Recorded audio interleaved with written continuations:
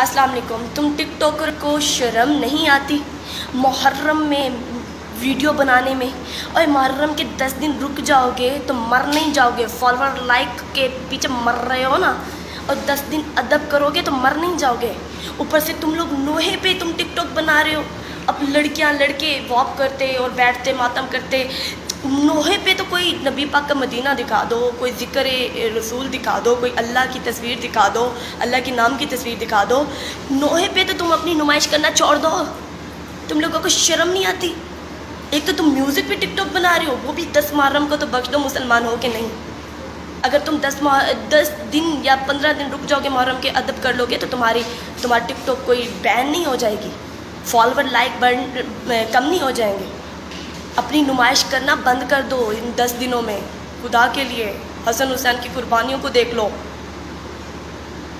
اور خاص طور پہ ٹک ٹاک پہ یہ جو میری بہنیں ہیں نا, یہ جو نوحے پہ اپنے, بے شک وہ فل حجاب کر کے آ رہی ہیں, نوحے پہ وہ پرفارم کر رہی ہیں, یوں کر رہی ہیں, نوحہ بھی بول رہی ہیں ساتھ.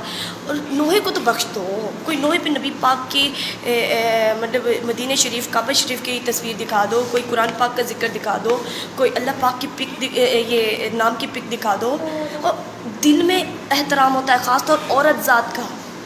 مرد تو چلو ٹھیک ہے وہ کریں, تم عورتوں کو شرم آنی چاہیے. نوحے کو تو بخش دو. اگر تم اس 10 محرم میں یا 10 دن میں اگر یہ اپنی نمائش کرنا بند کر دو گے تو تم مر نہیں جاؤ گے, فالوور لائک کم نہیں ہو جائیں گے. کچھ تو پڑھے لکھے جاہل پڑھے ہیں اور کچھ پینڈو پڑھے ہیں. نوحے پہ پرفارم ہو رہی ہے بھائی, شرم نہیں آتی تم لوگوں کو؟ کہ نبی پاک کی نوازوں کی قربانی کو دیکھ لو. کیا نبی پاک یہی کہتے ہیں کہ عورتیں نوحے پہ اب پرفارم کر کے ٹک ٹاک پہ ڈالیں, فیس بک پہ ڈالیں؟ احترام نہیں ہے کچھ؟ جاہلو.